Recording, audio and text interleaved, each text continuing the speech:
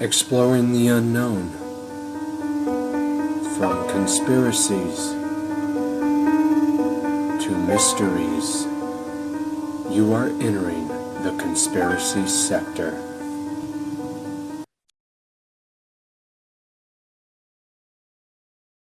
Welcome everyone to this very special program. I'm your host, Aubrey Batchelor. Sailing this amazing ship of knowledge with me is Chris Jacobs, and you are entering the conspiracy sector. Well, like always, we hope you've been well since the last episode, and time's flying by like no other. We're getting into the summer months here, but things remain ever so strange across this world. Huh? Chris, how you been? Oh, been all right. It's been up and down since the eclipse on the aurora borealis. Energetically, it's like a head exploding kind of energy, but And it's calmed down. today is a full moon that I noticed yesterday too. Today's a full moon, so we'll see how Talk about you full guys will be like seeing head this exploding. episode later on, but yeah. Yeah. If Uh, anybody has an interesting day on May 23rd, that might be why. yeah, the full moon. It's also known for its madness time, but at the same time, you can feel it. You can feel real jittery at around the time of the full moon, like you've had too much caffeine in your system or something. You're like that, and it can suck when you're trying to sleep. All this other stuff. Like last night, it was a bitch trying to get to sleep, but it happens around every lunar cycle or so. New moon, it's a little like it's like a devoid of that jitteriness. Then it goes in the middle. You have a kind of halfway point, and then you have the of the full moon, and it's the aurora borealis though. When that hit, it was like your head wanted to go. It was like that. The solar eclipse, same thing. So Did you see the Aurora Borealis? no, but I did see the eclipse though. So Yeah. I didn't see. We tried getting the aurora borealis. We tried going outside looking, and it was cloudy that night because there were storms. So it was like Yeah. 'cause I was going to get pictures and we couldn't get it. No, I seen you were getting hit with like rain and stuff over on that side. it was like big violent storms. Now the only ones that get bigger storms are the Outer Banks. They're the kind of storms that you hear about in mythology out that way Oh because it's like sea yeah. squalls and stuff like that. There'll be a house one day and the house will be gone the next day. That's the kind of storms they get out there. Ew. And then rebuild and let it happen Yeah, again. they decided not to rebuild on the beach side here for that reason, except rentals for the tourist season. And then all the people that live there are much further back from the Yeah, ocean. I So, don't blame yeah, them. yeah. So it's very interesting. Yeah, like today's subjects are going to be interesting. You can let it rip, Aubrey. Oh yeah, today's subjects we got for you. We digressed a little bit in the beginning, but we just like leading you guys up to the shebangers, and these are very interesting topics. Both of them really can go down in history as some of the most interesting things to take place within these United States, as far as I'm concerned. One of them is the Battle of Los Angeles, and there's a lot of, the timing of that, of this event is just what's kind of amazing, and how it all conspired. I kind of compare it to War of the Worlds a little bit by Orson Welles. And hmm then the other one that we're going to talk about today is the Dulce alien underground bases and military bases that are hidden within these United States. And let's dive right on in. I want to go to this article here for a little bit of an overview of let me go. Trying to still figure out the share screen. Is that the Here wrong we go. one? You got Yep, me? it's That's working. that's my that's my backed up. Let me get you into the proper. Yeah, that's I'm all interesting. That's a sorted good one on here. Mars. Yeah. There. You got the article on? Yep, I see it. I was having all sorts of problems getting my equipment ready this morning, so hopefully it's That working. figures. Yeah, before show, that Yeah, figures. a full moon, typical. You and I get together and something has to go awry, whether it's Computer is showtime being stupid for me equipment. this morning too. So yeah. But World War II battles, the Battle of Los Angeles, and I actually found this on the Warfare History Network website. And I've viewed this website in the past before, and some of it's pretty gruesome, when it explains the history of certain events. And this one article is by Michael E. Haskew. 3 months after the United States was plunged into World War II with the Japanese attack on Pearl Harbor, the nation was on edge. From every theater, the news was disheartening, and the citizens along the West Coast were particularly aware of their perceived vulnerability. At 7:05 p.m. on the evening of February 23rd, 1942, the Japanese submarine I-17 surfaced off the coast of Santa Barbara, California, and for 20 minutes the crew fired numerous shells from the 5.5-inch deck gun. The target was the Elwood oil field. The shelling inflicted minimal damage to installations along the shoreline and among a few oil wells, but the primary targets, gasoline storage facilities, went unscathed. As a result of the shelling, military personnel and civilian volunteers who scanned the horizon from the water's edge and watched the skies day and night were placed on high alert. The tension was palpable. Phantom sightings of Japanese warplanes, rumors of impending enemy air raids, and even speculation that hostile troops were preparing to land on the beaches of Southern California were continual. And I have often wondered if the movie Red Dawn, have you seen that movie Red Dawn? A long time ago. I don't remember hardly anything about it I though. wonder if they kind of, got hints and bits, from this event a little bit to portray into their movie, not all of it because it was like fascist takeover that was coming over here. Soviets, if I remember correctly. But in Yes. the pre-dawn hours of February 25th, the sky above Los Angeles erupted with anti-aircraft shells. The so-called Battle of Los Angeles was on. Apparently, the 37th Coast Artillery Brigade had swung into action, with the report of an object sighted above the city. Eyewitnesses' accounts vary as to exactly what was seen, and the descriptions range from a bell-shaped, like the Nazi bell, in World War II Germany, Yes. to an oblong or round object that measured anywhere from 16 to 80 feet and traveling as rapidly as 200 miles per hour. It is most likely that the mysterious object was a balloon, the classic, go to, calm down. It was just a weather balloon. First seen in the vicinity of the Culver City, California, and reported by civilian, military, and law enforcement observers. A ceasefire order was issued just minutes after the shooting began, but difficulties in communication and the excitement of the moment resulted in some witnesses claiming that the guns chattered from approximately 2:15 to 4 a.m., expending 1,400 shells. So, I mean, this place was a war zone that night. I mean, just imagine being in LA now and then you hear all this going on. You think it'd be the end of the world, going on probably. Officially, the 14th Air and Interceptor Command stated that no fighter planes took to the air in pursuit of the object or any Japanese aircraft that might have been aloft. However, many individuals clearly remembered seeing fighters in the air, at least five and as many as 25 of them. Radar operators in the area reported the presence of an object, but plotted its location as 120 miles west of the city and headed south in the direction of San Diego.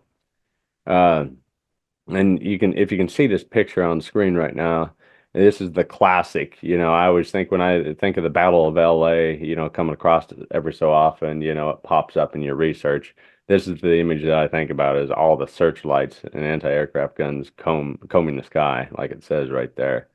It's just crazy to think about that, all of this took place there. I don't know how to describe it, but the all clear sounded at 7:21 that morning, but in the confusion, several buildings and homes were damaged by shell fragments and debris resulting from the anti-aircraft fire. Two people suffered heart attacks, apparently brought on by anxiety, and three were killed in a smattering of automobile accidents.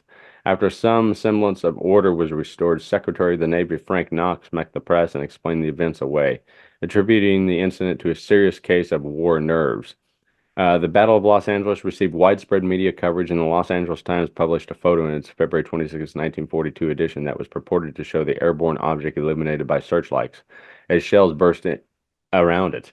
After Secretary Knox made his statement, the newspaper alleged that some sort of cover-up was being perpetrated. Editors of the Times thought so much of the story that they ran it again in October 29, 1945. Some have asserted that the newspaper refused to allow the truth to get away of a good story.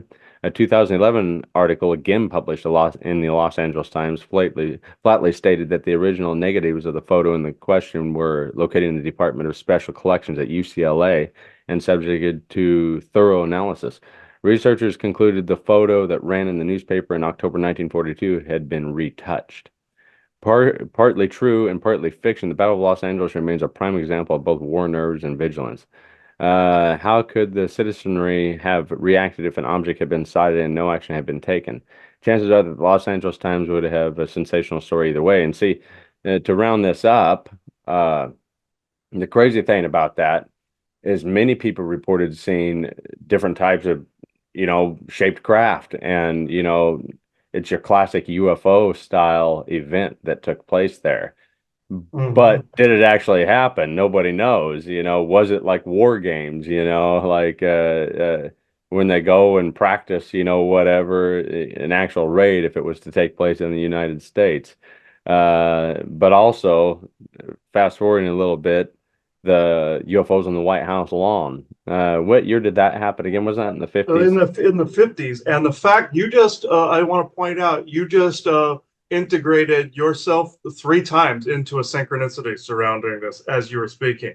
That being the third one, the second one being the Nazi bell, and the fact that you had Mars as your backdrop. The 3 synchronicities just popped up as you were speaking, because this is the origin, I believe, of this craft. I'll go to the first one first. The UFOs of the White House, those are the Martian Germans based out of New Schwabenland, which was Antarctica at the time. The basically flashing their wiener at everybody, saying, "We rule over you. We have the technology." Go back up to the Battle of Los Angeles, and also a little bit to Nazi Bell. What Hitler was trying to develop was basically anti-gravitic technology with basically a fluidic core that also mercury based, where it would be basically inside of a centrifuge, and that's where you get the buckyball type of thing. Not buckyball, Foo Fighter. That's where you get the Foo Fighter UFOs from during that time in World War II. This was Nazi. They also their craft, the Bell craft, glow with the energy source they have within it. And what happens is they look like they have a glowing aura, like the UFOs over the White House. What happened was Roswell is integrated into this as well. What ended up taking place was Hitler, his technology, according to Dr. Stephen Greer, was unstable. His was a synchronicity when I heard this as well, because I knew this about Roswell. I knew this about all of it. What happened was the Battle of Los Angeles was more than likely a test of the technology, and they were sending it over to Allied space or Allied airspace to test to see if bullets would pass through it. Because you have interdimensional technology like that, and bullets will pass through it, and it'd be like there and gone in a split second through a little wormhole. Fast forward to Roswell for a second. This is where it intersects kind of our other subject too, where the whole story about EBE-1, meaning the EBEN that crashed at Roswell and Sirocco, in New Mexico, did not necessarily happen that way. The Martian Germans, as they're known now, made a cover story stating that it was aliens that crashed at Roswell, and it was another test of their craft after World War II. This was in 47. After they were already in New Schwabenland, Antarctica, and that was around the time later on Admiral Byrd confronted them at Operation High Jump. What happened was, and they got their asses, then the U.S. Navy got their asses handed to them later on. But what happened was, over the Roswell Desert, Hitler's people were performing a test of the technology, the wormhole technology, because they wanted to be able to leave the planet. Aliens had showed them how to do this, but still, that you're dealing with human intellectual and technological development at the time. Well, It was and limited. I want to pick up on that fact right there, technological development and the fact that we're trying to colonize another planet. Like we stated in pre-show, and as you'll see when we get into our next topic, the Dulce bases and the underground bases, it's like our cell phones right here, and I'm flashing on screen. Most likely, this is like fourth, fifth, sixth generations behind of what actually the black budget military has and is capable of using. And the fact that all these billionaires and everybody's trying to colonize another planet in today's world, fast forward and we have all this equipment, looking to see what planet's Earth like, how we can survive, which one has water. I think that they probably already know. And, Yeah, exactly. The NASA has always been the cover or the front. never The a straight Martian answer. Never a straight answer. Exactly. That's they put that acronym out there. What the New Schwabenlanders did, as they were trying to leave the planet fully. They were running tests in the late 40s. The Roswell craft shreds over the desert on that classic story.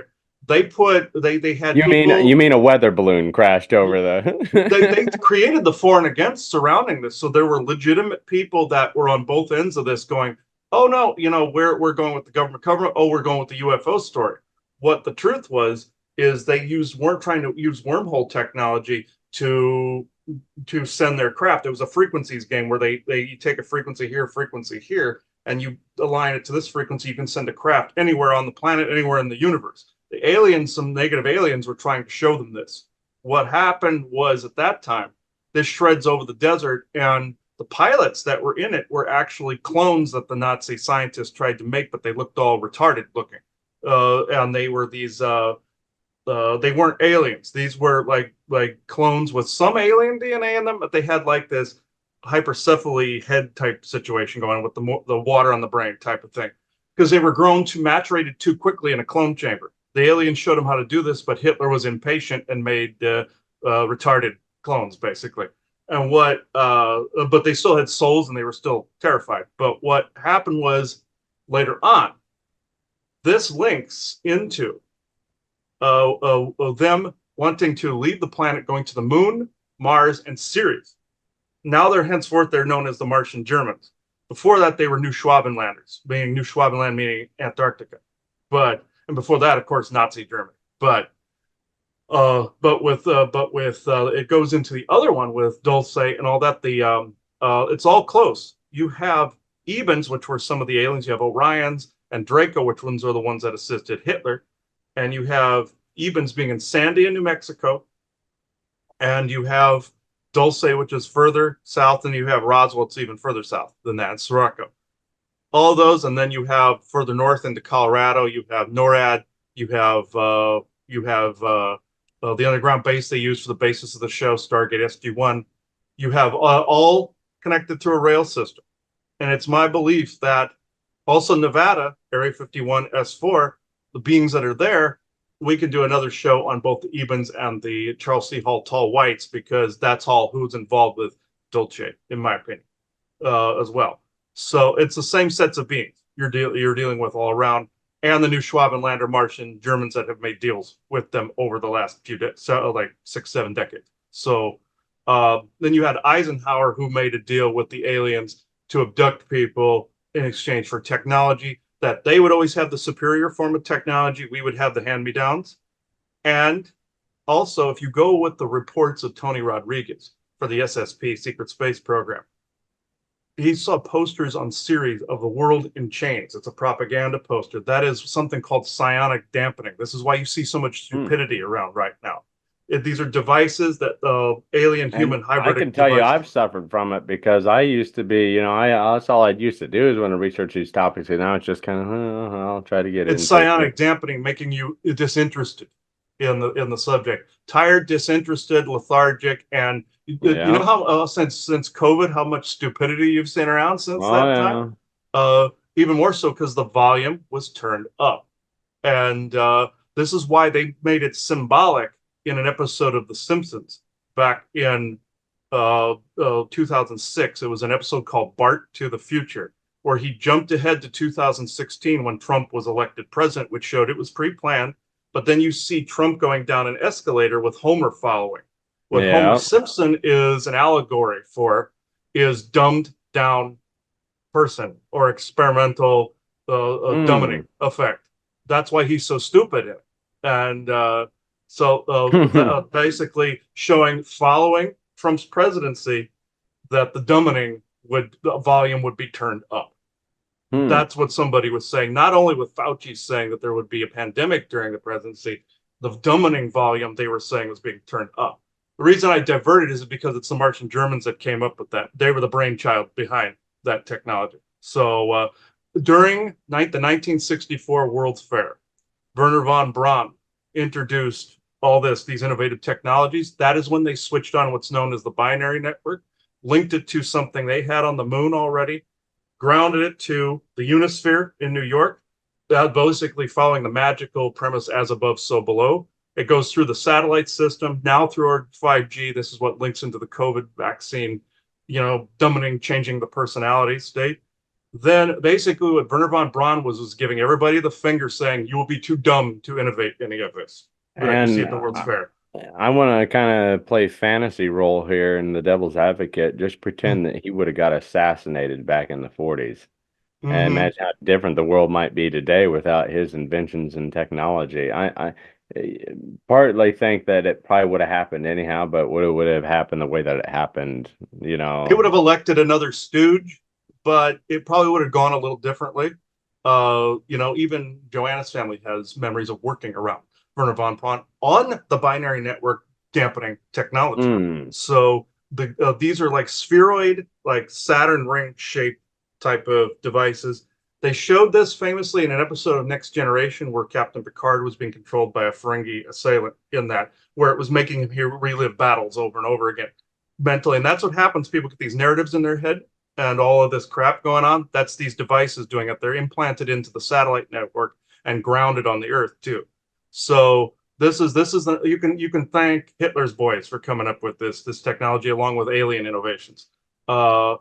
And back engineer. Also, we have back engineered alien tech with our cell phones and everything. But what yeah. I always tell people is this comes from interfaces that they found on alien ships, like fiber optics came from aliens and stuff like that. What happened was people think, oh, they must have, fused alien tech together. No, that's not what alien hybrid human technology means. It just means we learned from the alien tech and we upgraded our own technology and basically intellectual, scientific, and technological base as a result of learning from the craft. It's not like we could fuse them together. They're two very different types of technology. It's that we learned from it, upgraded our own as far as we could, like in Stargate Atlantis. You find out that the ancient tech is so far above that the character of Dr. Weir asks if they could save the Atlantean database in it if an emergency should happen. They said maybe 1%. She's like, 1%. They're like, our technology isn't far enough along. We're learning from the ancient technology, but we don't have a complete grasping of it to completely understand it. That's kind of where we're at with that, because that's also why we have cell phones. That's a throwback from the secret space program. They have glass pad technology.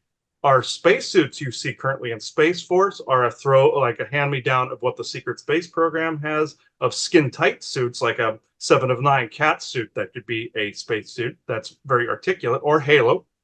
And you have that. In Halo they show the different generations of suits and everything the same way. But I won't go into that part. But what I'm saying is what we have is the hand-me-down.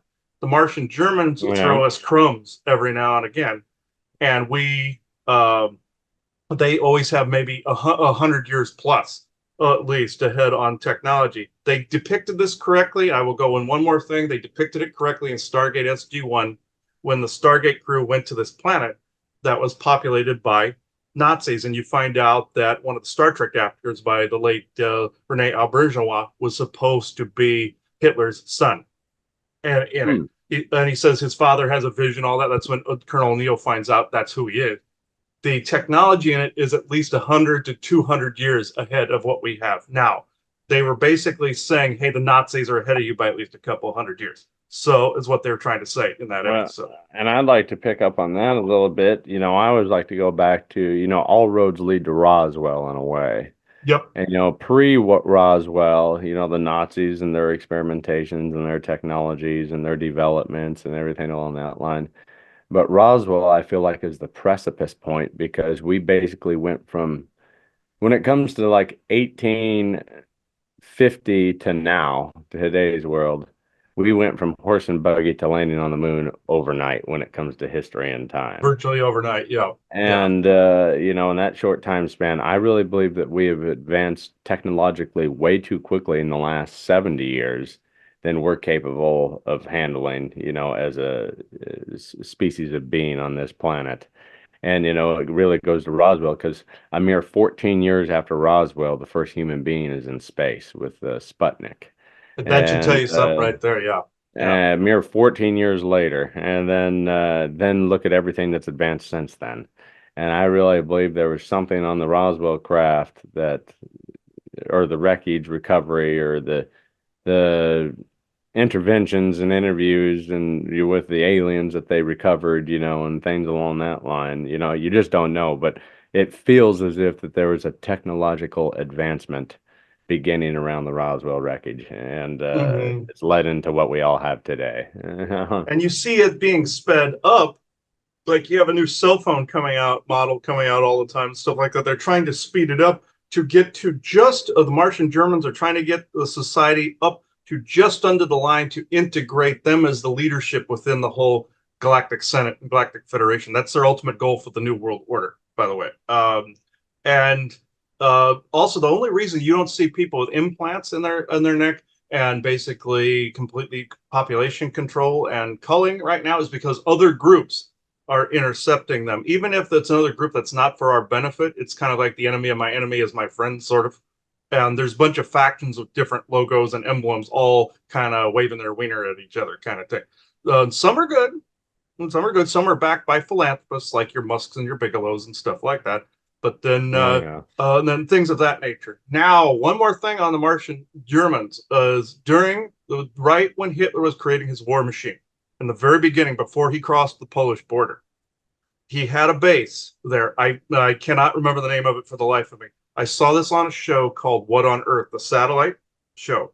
And this was a synchronicity to what we were seeing. The constellation Cassiopeia is a W. Everybody knows this. This base, they called it a zigzag pattern base. The Americans nicknamed it the zigzag base, and it's in the exact shape of the Cassiopeian constellation. Why that's important is it's a weapons production facility that was advancing the Nazi war machine with extremely advanced weapons. What happened was it was a galactic group that came from that star system that was delivering the goods to Hitler. Another group, there's galactic treaties that go on. Another group got wind of this and they're called the Mosen, and they backed up the Americans and the British in World War II and slightly upgraded their gun technology at the time. Not like uber amount. It was enough to match where the Germans were. And that's also another reason you see some advancements in some areas too, because there were good factions helping on our end, the Allied side. Now, with Operation Paperclip, it undid some of that because you had the Germans infiltrate the United States and in key positions. If you want a great example of that, there was a MacGyver episode of the old one with, again, Richard Dean Anderson. And I consider that the best technological grab in history is bringing all those scientists over here underneath Operation Paperclip. Yeah, and what happened was they went another route. On MacGyver, they showed there was this Jewish man that comes to him for help, saying the Nazis were still around, et cetera, et cetera. They eventually come across this old German lady at the very end of the episode. She said, "Now Hitler moved too fast. We have to integrate slowly in without people noticing." And policemen, firemen, neighbors, judges, all of these things, politicians. And you see this pin board on the wall with all these red pins in it. And you see them focusing on that at the end. Somebody was making the statement that these people came in during Paperclip. She even makes the statement. They came in during Paperclip and started to infiltrate key positions. And this is true. This is why you see all this screwed up crap that's going on right now with convoluted viewpoints and convoluted people can't get their head on straight aside from the dumbing that's taking place. It's because there's the same goes with the controversy with Disney, all that stuff. I won't go into that, but the connections to the Third Reich. Again, why this didn't happen. This is why there's so much distracted news out there too. Why all this didn't happen the way they wanted it is, again, other groups were intercepting them. So people got to know it's not that there's saviors out there. It's that there's various factions that maybe have completely different agendas than the Martian Germans do, or the New Schwabenlanders. The original name was Nazi Germany, then New Schwabenlander, then Martian German. So it was decades apart that they rebranded their name, essentially. But it's now currently Martian German. That's why I thought that was interesting. You had Mars as the background. They went via portal to an ancient city place on Mars, and that's where the Martian Germans are to this day. And they are doing things back on Earth. They created their whole breakaway civilization there. And this is what I believe Battle of Los Angeles is linked to. And you said Nazi Bell, that was them testing the engine core. It also slipped through a time portal ended up being the UFO that landed in Kecksburg, Pennsylvania in the 60s or 70s, I believe. It slipped via another. It was the frequency again, time. The frequency here. Temporal energy also has a frequency. Slipped over here and then in here. They even showed that in Star Trek, where every person born in every time frame has their own frequency. You go to a different time, you start to lose consciousness. That's how they showed it. They had another character that went ahead in time that was from another universe that fell into a temporal aphasia state because the energy couldn't zip or entangle back to where it came from, and the person was dying. That's actually a true effect that they depicted there. It's a frequencies game. Same with like the Havana syndrome, all of these things. These are all Nazi, Martian, German inventions that via our three-letter agencies have unleashed on humanity. So I know that was long-winded. I know we have another half to go into, but these are the connections that we've been able to figure out. The thing is, too, to pick up on that a little bit, like you said, alien life on Earth a little bit. And that takes us into our next topic a bit. A lot of people believe that aliens are living here on Earth, and I think that could explain things like the Shag Harbor incident and USOs, unidentified submersible objects.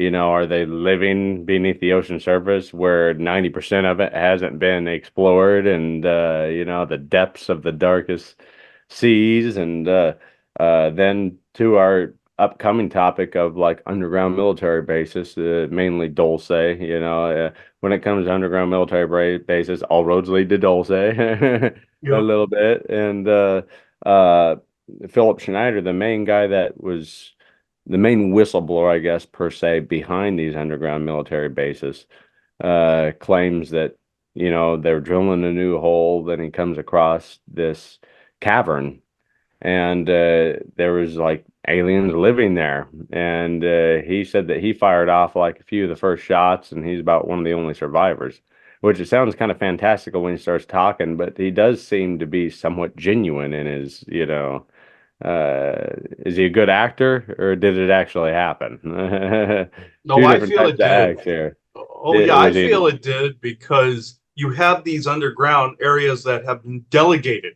to different alien groups. The ones that people know of course, the Greys, you have the Orions, Ebens, and several other variant groups. But then you have the Ebens. They're famous for being in New Mexico. They love the desert. Their planet Serpo, quote unquote, is supposedly like that. We have yet to revet some of the planet Serpo material, but the Ebens were created by the Orions. They created their own race. Now, the Ebens created a race called, we call them the Tall Whites, or Lancaneer race. They rebelled against them, became their own people. That's where you get the Charles C. Hall material of Nellis. That's, again, another show. But Dulce, the Battle of Dulce specifically, when they broke into this area, these aliens were more than likely not expecting this. The humans were not expecting this, but unbeknownst to both groups, there are experimental groups and corporations of people, groups of people that want to see how these groups interact, like regular humans and alien groups. So they surprise them and shock them every now and again. Want to see what happens and to see who stirs what pot and who steps on whose toes. And this was more likely allowed just to go, wait. We're going to see what happens. They're drilling into that spot where we know aliens are, but wait a minute. We're going to test this out a sec. And that spot where Dulce took place, of course, you have that connects via rail system all the way to under the Denver International Airport, where the famous mural of the Cabal New World Order mural is set up there, or was. It's actually being removed now. But I've been in that airport once. Underneath there, it's a series of chambers that leads to a rail system that connects Dulce, connects areas of Arizona up into Colorado to NORAD and the rest of them, and up and down into Area 51, S4, and Nellis. In these, there's delegated areas where aliens live. Nellis, for instance, the aliens live in these little Spartan like huts that look like part Templar, part Adobe like structures. That's where you get the story of the tall whites from some Charles C. Hall. But the Dulce ones, I believe, were a mix of even and tall white. Uh, Mostly even security people, more than likely. They were probably waiting there, not necessarily waiting there, but they were more likely seeing what was going on when the people broke through. And their security forces had this really mean look to them, with the big black eyes. They had this archon like look to them. And the man, I cannot remember the name of the life of me, that wrote the book Communion, wrote this on his cover, shows an even on the front of the cover. And he's famous for getting earmarked by an even and communicating with them through his life.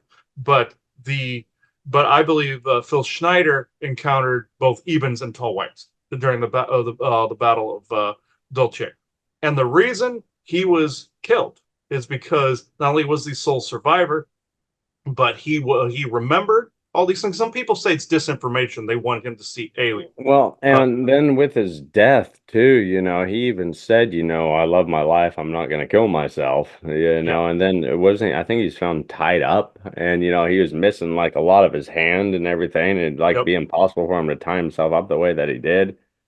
And it's just very strange, silenced maybe per se. And people that also, there was Phil Schneider, and there were a couple. He wasn't just the sole survivor. There were a couple others. This is part of the story that a lot of people do not talk about. Uh, there were a couple of other survivors shortly after that. They didn't live long afterwards. And what happened was there were several of the soldiers that went mentally insane and had to be committed. And that is again from psionic telepathic abuse from that of the aliens. They were imprinting again the narratives in people's heads. They were basically, what happens when an alien imprints telepathy on you? You think it's your own thoughts, and it could be something totally gross, some creepy thoughts, from gross incestual stuff to child abuse to Draco do this too, and so do other Greys and Orions as well, and Evens. But they will put all of this through your head. And the Draco were known for doing this when there were German soldiers, from when the Germans were trading people to Draco reptilians. They put this heavy, deep, dark psionic field on the prisoners. Some of the guards got a whiff of this telepathic field and they went insane in the same way. So obviously reptilians were involved in this somewhere that nobody saw too. But the point is, some of the people went nuts during this, and they either killed themselves or they just died from they didn't know what. But Phil Schneider is the one accredited for living completely okay afterwards. And to say he was okay, I don't know about the man in his private life. He could have had some of these thoughts and he just never told anybody. He never went into it. He probably didn't know what it was. But at the same note, you're right. He would not have committed suicide. This is why he was saying, I love life. I wouldn't commit suicide. He was telling everybody he might be killed soon. Mm-hmm. So he didn't blurt out and say it that they're going to kill me. Max Spears was famous saying the same thing. Oh, I've been poisoned. I've been poisoned. Because he got too close to what they were doing as well. So that's probably an episode all by itself too. But yeah, this links up to the tall whites again, even planet Serpo material, and it's all intricately linked to the rail system. They have this magnetic rail system that's underground, also in Arizona. Yep, There's a that's what he rail. picks up on. It's all interconnected with a rail system of Mach 2 style tube trains that Mhm. can, go from one place to the other pretty They quickly. showed this in the Kingsman movies, where you see the Kingsmen get into this tube rail system. That's exactly how it looks in reality. Like the tube rail. They also have trains, like train stations. You see hidden train stations in Harry Potter, for instance. They have these underground infrastructures that it's the older rail system, where they have actual trains that go from Arizona to Alaska too. Hmm. It's an older rail. They haven't upgraded some. It's been around since the Second World War.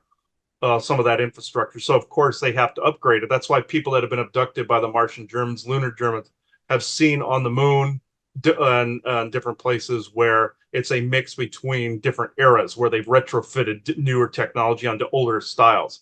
The Martian Germans are famous for their style of the 100 Years' War. They went back to like a medieval way of looking at things because I found out in their history during the 100 Years' War, they claim this where they beat an alien race back during the Middle Ages period. I believe it was more of a false flag event for the aliens to build up the German ego to eventually use them generationally as their like go-between army later on. That's my belief. I can't substantiate that, but that's I believe they because the aliens are known for manicuring groups of people and hedge betting armies over the centuries. We call it hedge bets of the gods, like Hmm. from the Spartan Wars to the Peloponnesian Wars to all of that, the battle with the 300 Spartans, the Xerxes, the Delian League, all of that stuff. This was all hedge betting by different gods, quote unquote.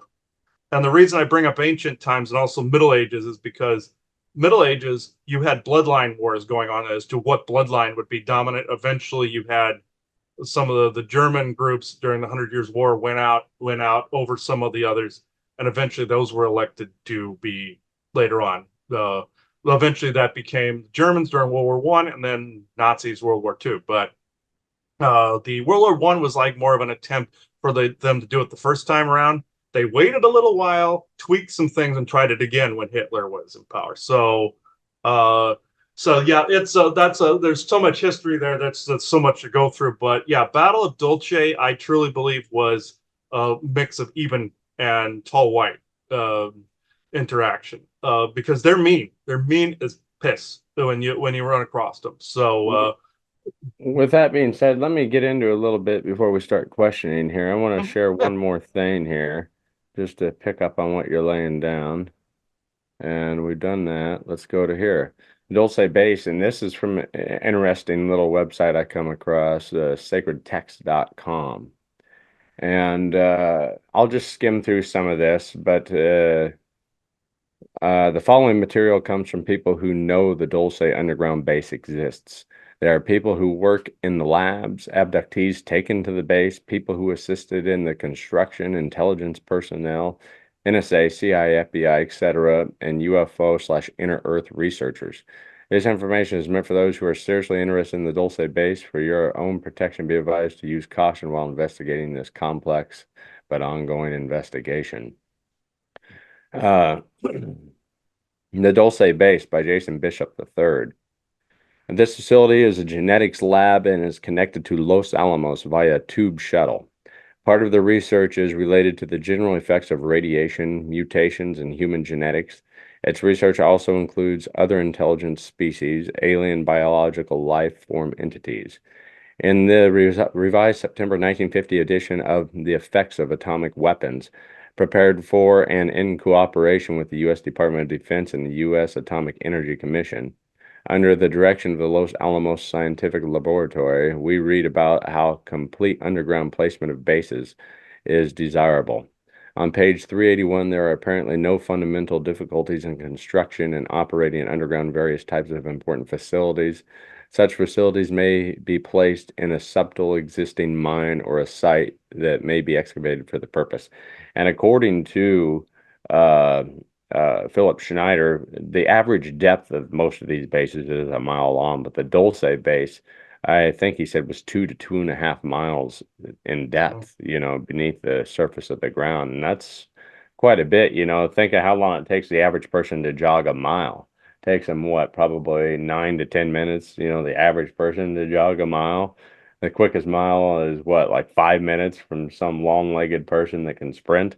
But even then, just think about the depth there and how long it'd take you to walk that. Obviously they probably have like an elevator or something that, can go And down cars and quickly. everything that go down like tunnels that go to doors Yeah, within as well. yeah. So yeah, it's a highway system. Yeah, basically it's well built already, for the transportation, but caught in the game. Centuries ago, surface people, some say the Illuminati, entered into a part with an alien nation hidden within the Earth. The U.S. government in 1933 agreed to trade animals and humans in exchange for high tech knowledge. And there was a supposed contract with, was it Eisenhower? in the Hmm. 50s or Yep. 40s, I forget, that they Yeah, it could was Eisenhower. Yes, yes, it was. Yeah. abduct humans in exchange for technology. Hmm. And then supposedly the aliens started disregarding their end of the bargain, and that's where people might go vanishing and missing, and that's a whole another topic in itself. But it's all interconnected like normal. One thing leads to another, and it comes back around again. The U.S. government in 1933 agreed to trade animals and humans in exchange for high tech knowledge and allow them to use undisturbed underground bases. In the western USA, a special group was formed to deal with the alien beings. In the 1940s, alien life forms, ALF, began shifting their focus of operations from Central and South America to the USA. The continental divide is vital to these entities. Part of this has to do with magnetics, substrata rock and high energy states, plasma. And it makes me think of the craft themselves. A lot of people think that they're anti-gravitic and use magnetics to float around. That's why you never hear any engine propulsion. That's why you never hear, Hmm. anything along that line. But in the 1940s, alien life. Oh, whoops! I already read that. The continental divide is vital to these entities. Part of this has to do with magnetic substrate rock and high energy states plasma. Uh, See beyond the four dimensions, reconciling physics, parapsychology, and UFOs by Carl Brunstein. That might be kind of interesting to look into, maybe. Hmm. Nuclear Evolution, Discovery of the Rainbow Body by Christopher Hills. All those, like I said, they probably interconnect directly into what we're talking about here. So you Almost get a definitely. larger Yes. Right. scheme of the puzzle here if you get into those. This area has a very high concentration of lightning activity, underground waterways and cavern systems, fields of atmospheric ions. Sounds kind of like Journey to the Center of the Earth a little bit, by Jules Hmm. Verne, only in a more elaborate, real world fashion. There actually is a world down there, of Yeah, stuff. Garth the Network. That'd be a great episode to do is on the Garth Network. Yeah. Yeah. And I'll just go into a few more of these random topics that are on this page. But whose planet is this? Like we're saying, aliens might already be living here and have been living here for millions of years. These aliens consider themselves native Terrans. They are the ancient race, descendant from a reptilian humanoid species which crossbred with sapient humans. They are untrustworthy, manipulative, mercenary agents for another extraterrestrial culture, the Draco, who are returning to Earth, their ancient outpost to use it as a staging area, but these alien cultures are in conflict over whose agenda will be followed for this planet. All the while, mental control is being used to keep humans in place, like the equipment you were talking about to keep us dumbed down, Hmm. especially since the 40s. The Dulce complex is a joint U.S. government slash alien base. It was the first built with the aliens. Others are in Colorado, Nevada, and Arizona, like you had said earlier. Let me go down here a little bit. Warning, manipulation and control, fear, fraud, and favor. The Pentagon, the CIA, NSA, DEA, FBI, NSC, etc. seek to capitalize on the beliefs of the American public. The secret government is getting ready to stage a contact landing with aliens in the near future. This way they can control the release of alien-related propaganda. We'll be told of the interstellar conflict, but what looks real may be fake. What is disinformation? Is your attention being diverted by the strategy of a shadow plan? And that really goes into forth, of this softening effect, of getting people prepared, even things simple as commercials where aliens are attacking the earth, they're Or getting you friends with ready. people too. There are other groups that you see aliens being buddy buddy. Like I saw a Mountain Dew commercial where there are aliens all saying, "Hey, we're your buds, we're your friends," kind of thing. Oh Where yeah. Yeah. yeah, Come with me to my other planet. basically Let they me were test showing that. you. Yeah, and they even show Sasquatch and Bigfoot in them too, coming out of UFOs. So that's a form of soft disclosure right there.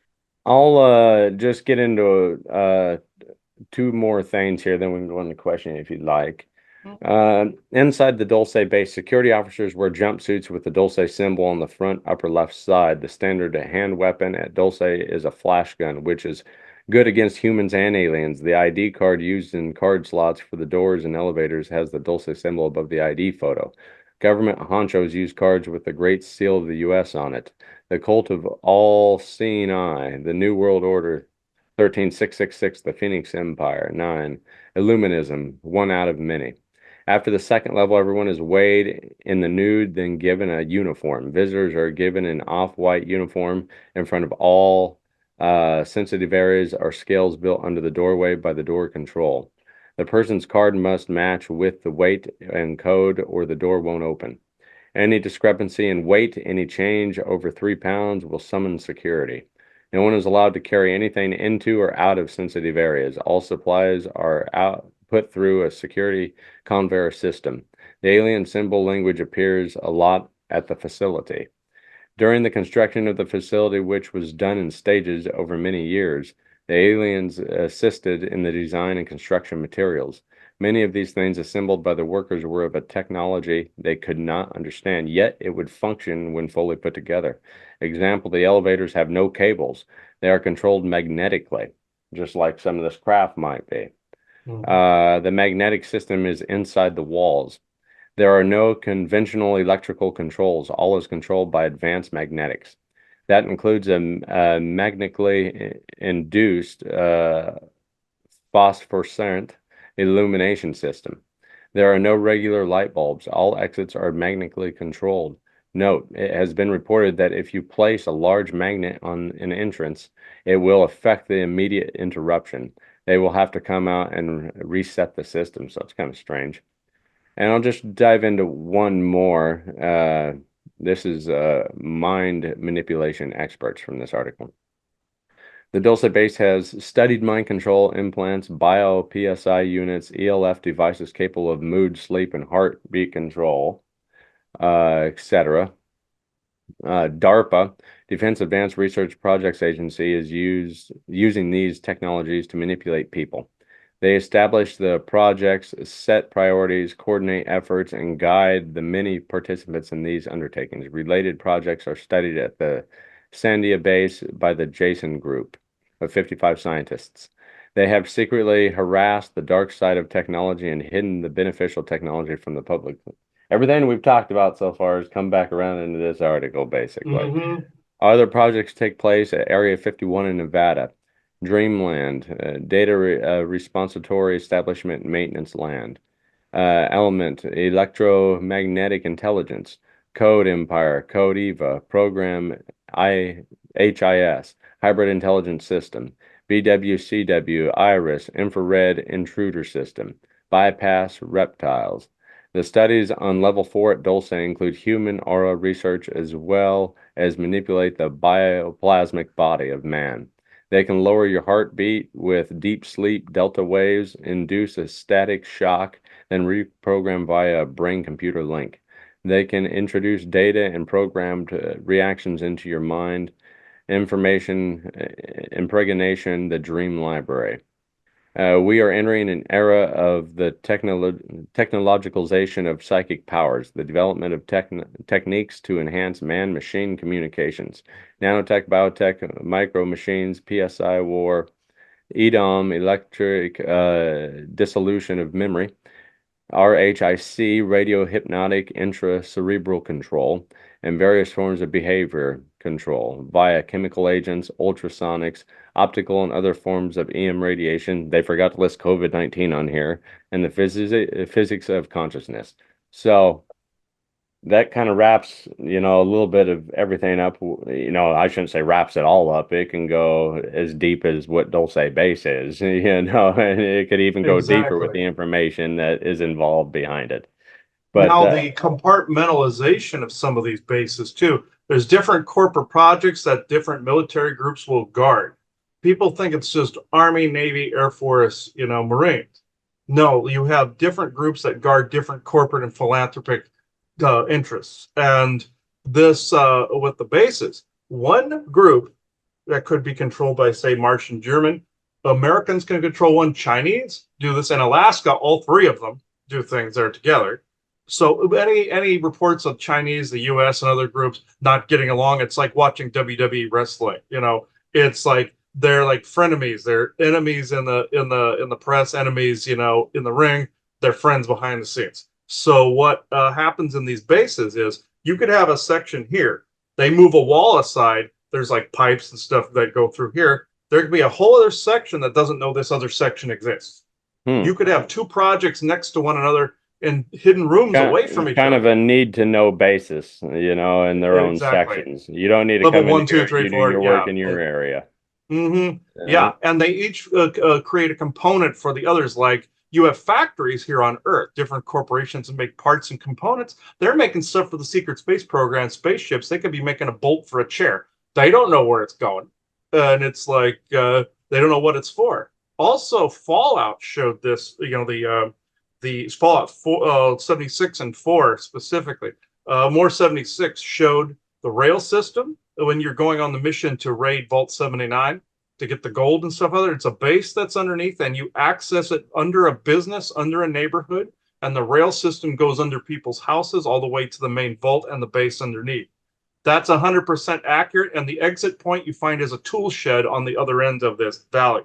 That is 100% accurate. Sewers are used for that to access these bases. In Lincoln alone, I saw doors underneath storm drains in my own neighborhood that access where construction workers in construction garb with the fluorescent vest and the hat, the whole bit, those could be military. If they come out and start working on holes and doing things, you don't see a truck anywhere.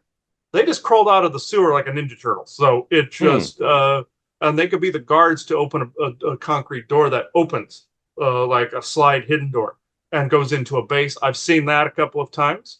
Also, one little known incident that popped up in my own life that actually corroborated some of this. Two things actually. One real quick is I was at my father's place in Mundelein, Illinois, and we caught someone trying to break into his house at the time.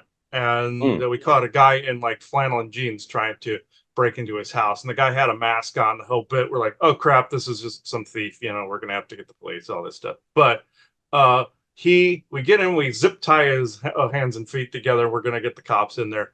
And this guy runs up to the house that's in this white lab coat, like white, like laboratory, like doctor, anything, scientist comes running up to the door and completely out of place, has a ball cap that has, it's all white and everything on, has like a scarf around his neck and everything. We're looking at this guy. He goes, hey, this guy's a cable guy. We're going around. We have to get into the house and check the cable connections. I went, you have to be freaking kidding me. I know you're up to something. I don't see a truck anywhere. I'm not letting this guy go till I see a cop. Yeah, come on in, bud. You want a soda? Yeah, and basically this guy was pissed, and this guy was trying to get to a connector that was in the house. He didn't know anybody was home. He was going to go into the house, go into a cable connector, and plant a bug in the wall. Is what he was going to do. And what happened was, we caught him. And what happened? This other guy said, we said to him, we're not letting this guy go. We want to see a police officer here, and before we let this guy, you have him. And I don't see a truck. I don't see anything. I think you're pulling a scam. What I didn't realize what I was picking up on was these guys that come up out of the sewer like an evil Ninja Turtle. What happened was cop shows up, one guy, and demands we let the guy go. And I said, well, he was breaking in. We would like him arrested. We want to press charges, the whole bit. And they're like, no, that's not going to happen. I'm being told we can't do that. Let him go or we will take you to jail. And what he was being told was, or this cop was part of the PSYOP, or the op is what it was. They were part of this knowing full well we knew what they knew. And it was a Mexican standoff for a minute. And we let the guy go. Everybody left. And this guy gave me the most creepy smirk on the way out. The guy in the lab coat looks at me and went, yeah, like that. He looked like that, but with the Joker grin on his face. And oh my, you wanted to bathe after being around these people, but it's like, but that was one incident. And in Lincoln, specifically, there was another one where I went outside with our dog Winston at the time out of Fletcher Apartments there, the links at Lincoln. Went outside, there are a couple of 5G towers that are right outside the apartment building there. And in the middle of the night, this was like 1:30 to something like that. I went out with Winston, our Schnauzer, Miniature Schnauzer, looked up, saw some workers on the poles or on the towers themselves. They were in fluorescent vests and they were installing these white looking pyramids on top of the towers. And I heard a voice in my head say, observe, don't record it, just watch. And there were these white, probably no bigger than, it looked like maybe 2 feet tops, for like about here, about the size of them, about here. And they were glowing white. And I was told in my head, watch, observe, and don't record anything, don't take your phone out, don't do any of that. And I watched it. Next day, I didn't see those devices on top of it. That means it was an interdimensional 0 point energy thing or mind control dampener. They also come in pyramidal form too. That was enhancing the uh, mind control, where they were getting ready for what happened later in 2020. So which is what I was told more. They were getting ready for that, and they were preparing for that. One final thing I will say before going into questions is this is when we were in Arizona, talk about secret, government type stuff. And I was a direct witness to this as well. In Granville, Prescott Valley, Arizona, where we were before here. There was a concrete wall that was that you could see an elementary school on the reverse side of it, and it dipped down a little bit and down over to their parking lot. Well, I walked out one morning, peered over the wall. This is when the COVID stuff was just the COVID hammer just dropped in the beginning of 2020, and went out and looked at the school. This is Granville Elementary there, and looked at it, and I saw these kids in hazmat gear, and all the children had hazmat gear, all of them out on the lawn in the parking lot too. And there was one cop there, a couple soldiers, and a woman that was in a mask, like regular, like you saw the surgical mask, and in like not a hazmat suit, but they had that paper like suit onesie thing on. Well, like what a doctor or a nurse would have on. And they were doing like military maneuvers, like, okay, do the soldier crawl, do this and do that. I was watching this for about 20 minutes, and again, I was told in my head, don't record it, just remember. And just like the other one, because recording it would have gotten us into deep shit, is what it would have been. So I just remembered, just like the guy during COVID that photographed in New York, all the bodies being removed from a building, and then he disappeared. The reason I'm integrating this into Dulce and into Battle of Los Angeles, all of this is interconnected. From mind control, like what you were brought up. It's interesting you brought up also the green lettering on the screen there too. COVID-19, whenever I saw it in the air, was green. That was a nanovirus, and the vaccine was the same thing. It was basically somebody crying fire in a theater so that they could implement more of the mind control, is essentially was, and people fell for it. They got dampened, fell for it, consented to it, and we know what happened as history after that. Well, and I like to just correlate it with a historical event. There's so much crap, and deception and manipulation going on under people's noses. Back right before America was founded, they went to war with the king because of a tea tax. And now there's so much more, and nobody even blinks an eye at it. I know. You can thank the dampening for some of that. It's dark magic mixed with technology. I always say it's artificial intelligence meets curse magic. So basically ancient dark magic meets modern computer. Sailor Lamentos. Sailor Lamentos. Exactly. And as people know, Hitler was into the occult, into channeling. That's where the aliens came in originally with the Vril Society. So, and that was connected to ancient Atlantis with the same type of thing, where they brought in Orion forces at that time of history. Hitler even purported to say that the German people were descended from people from Atlantis. He was not wrong. They were Scandinavian in nature. That's where you get the stories of the Asgardian gods from. So at least in part. And the other is the asteroid belt, which was the planet that exploded in the solar system. That was the Norse Ragnarok. That's how far back in time a lot of this goes. 500,000 years or more. So Atlantis is about 10 to 12,000 years. So, and that's Lemuria. So I know I've gone off track a little, but yeah, I can go into the question and answer here. Give me a second. Yeah, sure. Oh, let's see here. Yeah, this is a lot of this. People don't think any of these subjects are interconnected, and it's all interconnected. So you have to look at each component, and they always bleed and lead into all the rest of it. So from mind-controlled alien bases, and they call deep underground military bases DUMBs for their acronym for a Yeah, reason. I forgot about that. Yep. I forgot to mention that. Yep. DUMBs. Yeah. So yeah. Yep. Yep. Deep underground military bases, DUMBs. Yeah. Yeah, and the acronym stuck. So yeah, so okay. Isaac, is it you this morning or is it someone else? Oh, it's you. Okay. Uh all right. I open this circle to true benevolence with no complete this of this moment time right across time space for perfectly described so multiple sessions. Okay. Okay, Isaac, you can yes, I've shut up enough to where you can come in, yes.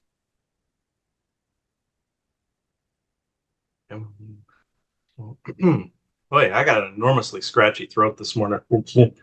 Mm-hmm. The dry mouth means or cotton mouth means there's a lot of energy movement. So sometimes it means your energy is being drained too. So, Mm-hmm. all right.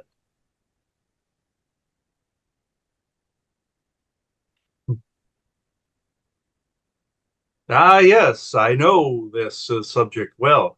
Where my physical self is located, you would call it Luke Air Force Base in Arizona, northern Arizona, but it's an integral part along with the bases surrounding Yuma, up into northern Arizona, over into New Mexico, Dulce, Sandia, up in Colorado, NORAD and the rest of them, Nellis, Area 51, S4, and the rest. It also goes up into Alaska. Alaska is slightly bigger than Dulce, but it is more compartmentalized than Dulce.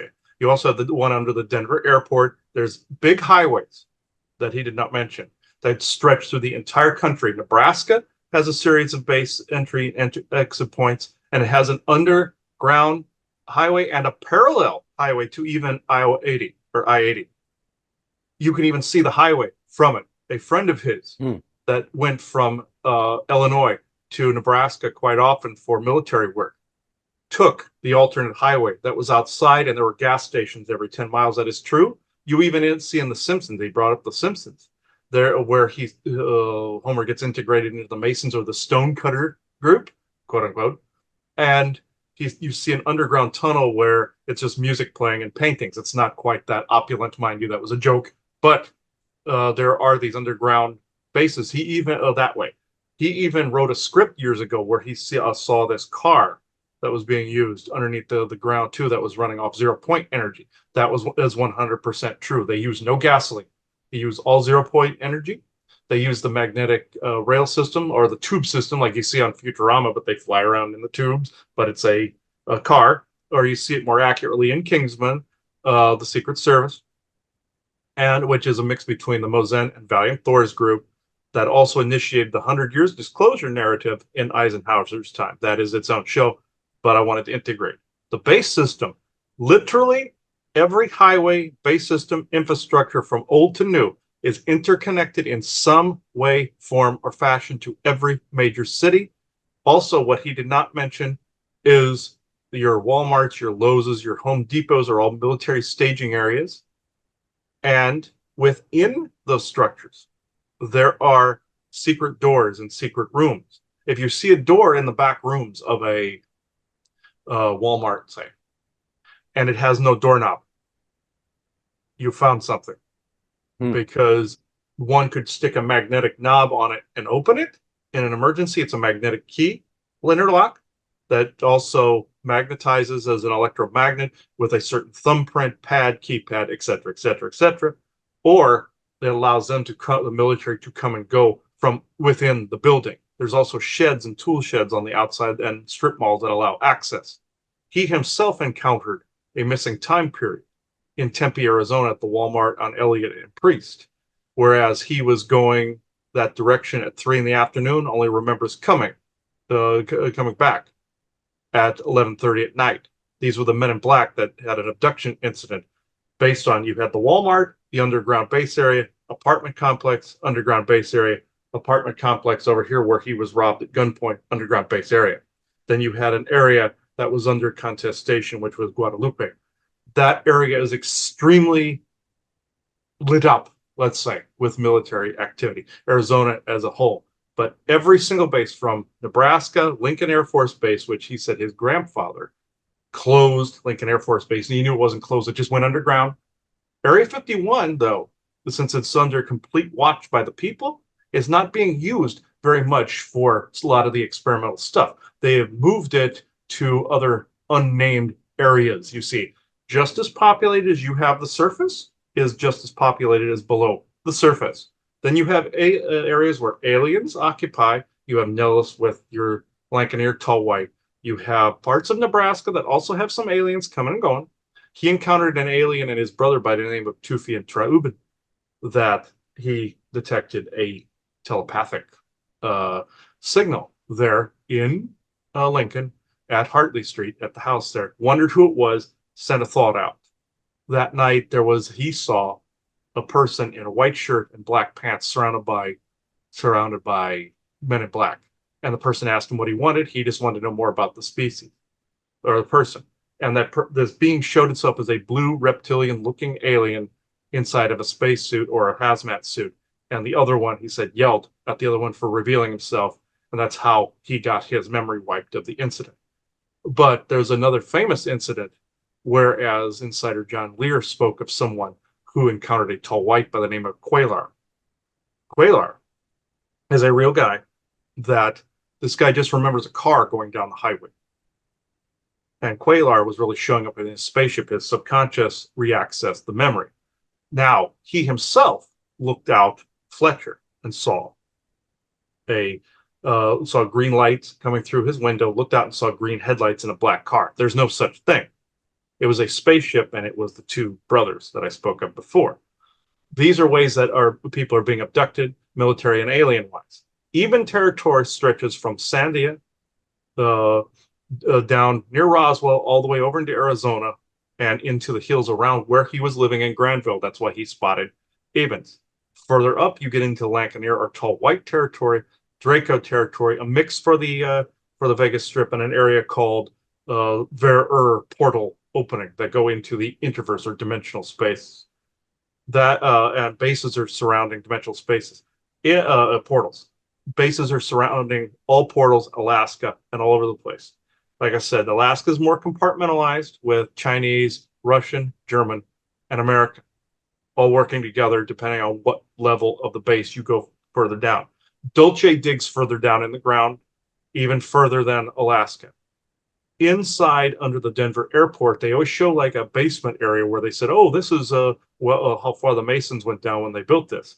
Wrong. They went just as deep as Dulce. And it goes straight over via rail system over underneath Denver airport. All of these spaces are interlocked under every single major city. And sometimes the openings would surprise you. Tool sheds, Walmarts, strip malls, hotels. He even has a SSP memory where there was a hotel in Barstow where my brother Thorsten is at Edwards. In this, he remembers being in a room where soldiers came out of the bathroom. Public bathrooms are also on about maybe a third of the time are openings to base areas so that people with surveillance installed in their minds can go around and act as surveillance drones to watch people. And this does happen. So I know I was long-winded, but I can go into questions. Yeah, good information. I just basically have two simple ones regarding each topic that you can round up and wrap up. And let's start off with our first topic of the Battle of LA. And they're both kind of futuristic in nature, but do you believe with all the theories and hightail information that's going around, if they claim that, aliens are going to be announced that they're here and we're working together in the next few years, do you think that there could be another Battle of LA style event that takes place within the next decade or two? Yes and no. The fake alien invasion is a narrative. It's no different than your apocalypse to get to the thousand years of peace narrative. The fake alien invasion premise is, oh, you'll get all the great technology and stuff afterwards. It's no different than your biblical Armageddon with the thousand years of peace. That's what they worked off of for that narrative. However, are they trying to announce like some of your gray species as the species that's the go-between? Yes. Will it happen that way? No, not if a lot of the other species can help from it. And people may be asking, why don't they just step in and end this narrative? It's not that simple. There is a galactic senate out there. There are galactic treaties between these groups. If any of them are the will try to be the wildebeest across the stream, they get grabbed by the crocodile. So any one group tries it, even medical groups that could cure all of your diseases. All those cures have been given to the Martian Germans and Kabbalistic corporate sects. They try to delegate it as treatments within your capitalist system, but they have yet to release the full cures for things. Eventually, they will have to release the cures for some of the older stuff, AIDS, cancer, all of those things, and people will think it's a miracle and it's been discovered. No, also secret space program light with your Air Force, not Air Force, but the Space Force. All the atrocities of the Martian Germans are going to try to throw under the rug. Now, with contact for aliens, the optimal one is non-galactic Federation related contact. The New World Order wants to be the face of Earth, so therefore they want to hit, as he likes to say, the minimal line of requirements, like you're applying for insurance or a credit card, like a credit check kind of thing. The Galactic Federation has their own form of this, you see. Whereas it was depicted correctly in Star Wars, it was depicted correctly in Jupiter Ascending, where you see like the different bureaucracy. A little bit of Harry Potter in there, but it's more Star Wars and Star Trek, where they're trying to get a minimal everything to where that fascist Senate can get in there and screw things up. What you want is contact from the non-aligned worlds, the ones that want to be the wildebeests across the stream, but other groups believe if anybody violates these treaties, that suddenly all that system collapses and that it falls back into the ancient Orion Wars when the Orions crossed the dimensional threshold and basically almost set the galaxy on fire 500,000 to a million years ago. This is a perpetual fear that has been going through the Galactic Federation ever since. And with that said, there's also not as many resources as you would think. It's more wear and tear, like in your Gene Roddenberry's Andromeda, where the Commonwealth falls and there's a bit of hectic chaos for a few hundred years. With this, the species you want are ones that are not aligned with the Galactic Federation. You want that request and be that change. If you want contact with alien races, they're all around you. You walk into any neighborhood, chances are you have seen at least one or two. He likes to, and I like the analogy he uses. He uses a rule he calls the angel's unaware rule, meaning if you don't know this person is an alien, then they stay. If you do know, they must leave per ICC, Intergalactic Corporate Conglomerate or Interplanetary Corporate Conglomerate rules and Galactic Federation or GF rules. This screws up anything that person was trying to do, be a watchman or be a trader in a shop, trying to trade antiques or something out there in the galaxy. These people lose money. That's what you want. Therefore, some of their system collapses. Therefore, some of these treaties must get altered as a result. Now, the good example he likes to perpetuate a lot is from a show called Sequest, where you had Mark Hamill play the role of an alien, believe it or not, and his friend next door to him. Whereas he finds out he's been an alien the whole time. He goes, "Why didn't you tell me?" He goes, "I'm no different than the guy you knew. I've always been this way. I just didn't believe in what my culture was doing." Resident alien, it's the same thing. You have aliens existing around. In New Mexico specifically, people see these reptilians they call Lizzies, and they see Ebens. They're living in houses right along next to people. They've just gotten really good at looking like you. So they are around all everywhere. Venusians, Valiant Thor's people, are in academia, religion, politics, all over the place. They look exactly like you. They're everywhere. There's no such thing as an invasion. They're coming. They're coming. That's Martian German insectoid propaganda. Insectoids are the ones that created the green corona around your coronavirus. That's like this glow powder, glow bug ass end crap that they put in to make it glow. That's why he saw the green glowing mist in the room before he got sick that time back in 21. So that said, this kind of rounds out what you asked. And then going into the second topic of Dulce and underground bases, what do you believe that the evolution of those will look like in the future? And do you believe that there's still ongoing construction of new facilities? And what will be the purpose of those going into the future? In the future, the infrastructure will be opened up to the public. Some of the public wants some of these destroyed because, they don't want to be in places that people were abducted. True, I understand this, but you want it open. You want all of this technology open to not just the American people, but globally, because these bases exist globally. Now, does America, have they doubled down on creating a lot of the underground bases? Yes. Europe, another one.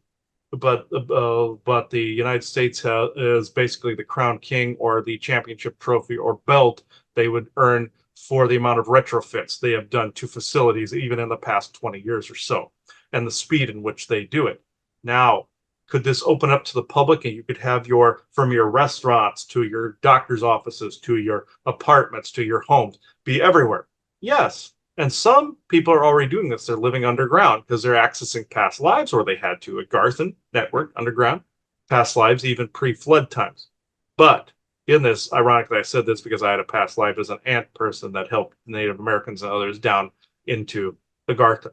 That's a different subject. What these bases will look like once people claim them, it will be a flourishing place. It will be a great. These will be great places. Right now, they're places of both secrecy, doom, and even wonders, with some of these projects that look through dimensional spaces, portals, and time travel, you name it, they're doing it. And they're acting with complete impunity and autonomy. So once some rule structure starts to show up, and you always need somebody in the background to have a checks and balances on the checks and balances, like a Section 31 in Star Trek, you need a good hand back there. But once there's checks and balances on this whole system, and people will demand it once this opens up, you will see not only living spaces for everyone, like there will be no more homeless, because people will demand all the building spaces be used. Now, people are also in this tiny house shtick that is more. Kind of reminds me of, just to pick up on that, of 15-minute cities, the concept that they want, a grocery store, a school, everything, a hospital, everything to be within a 15-minute walking or bike ride distance from your house. Yes. This is what the underground areas would be. You couldn't put it on the surface, you'd screw up the environment. But you can already retrofit the retrofitted bases, you see. People are also wanting the tiny house shtick, or like living on shelves or alcoves. This is a Chinese propaganda that's been flooded into your society for that.